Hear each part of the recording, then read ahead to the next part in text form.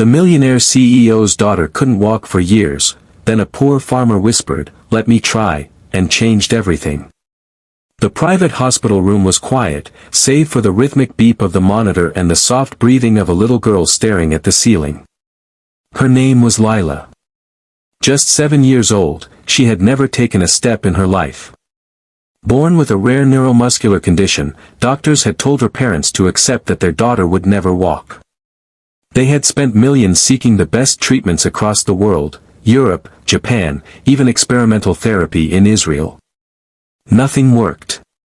Outside that room, her father, Charles Whitmore, CEO of one of the world's biggest tech companies, stood with his head in his hands. To the world, he was a titan, ruthless in business, unstoppable in boardrooms. But here, he was just a father, broken and helpless. His wife had passed away during Lila's birth, and for all the wealth in his name, he couldn't give his daughter the one thing she asked for every birthday: "Daddy, will I ever run like the kids in the park?" He tried to hide his tears, but they spilled over anyway. And that's when he heard a soft voice behind him. "Sir, may I speak with you?" Charles turned to see a man in worn clothes, a straw hat in hand, mud-caked boots still fresh from the fields.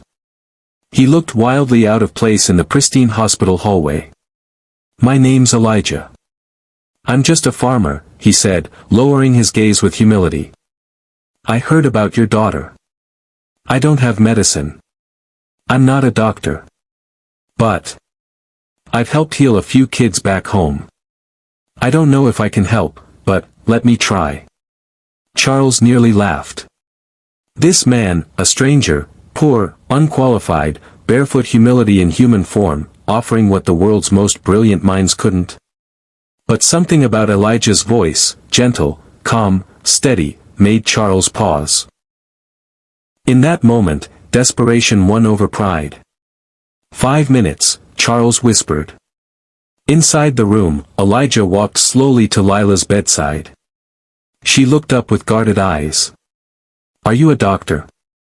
"No," he smiled. "But I know something about things that are stuck. Sometimes, the body needs a little reminder of what it was made to do. May I touch your feet?" She looked to her father.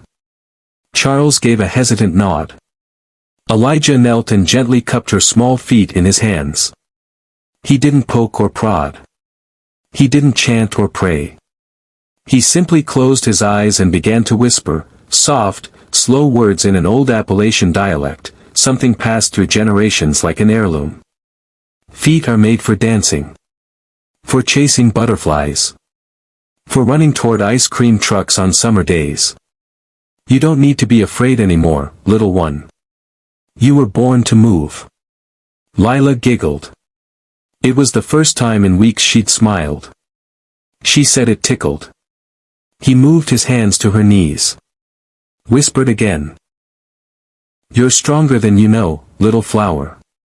Just try." And then, Charles swore he was hallucinating. Lila's toes curled. Doctors had told him her muscles were dormant, her nerves unresponsive. But her feet were moving. Again, Elijah whispered, a tear escaping his eye. "You can do this." Lila lifted one knee. Her hand clutched Elijah's sleeve. Her other foot shifted. Charles dropped to his knees, crying. Not from grief this time, but awe. She moved, he choked. She moved. The next hours were a blur. Nurses flooded the room, jaws dropping. Charles begged Elijah to stay, to help more, to take whatever salary he wanted. But Elijah only smiled. "I didn't do this alone," he said, ruffling Lila's hair. "She did. All I did was believe. Sometimes, belief is the medicine we've forgotten to give." 2 months later, the world watched a viral video of little Lila Whitmore taking her first steps in Central Park, toward her father's outstretched arms. The video ended with her saying, "I walked, just like Mr. Elijah said I would." Elijah refused fame. Charles offered him a home, a car, a lifetime salary. Elijah accepted only a small plot of land to grow food for children's hospitals. He said kindness fed the soul better than gold ever could. And so, the world learned a lesson. Not all miracles wear lab coats. Not all heroes stand behind podiums.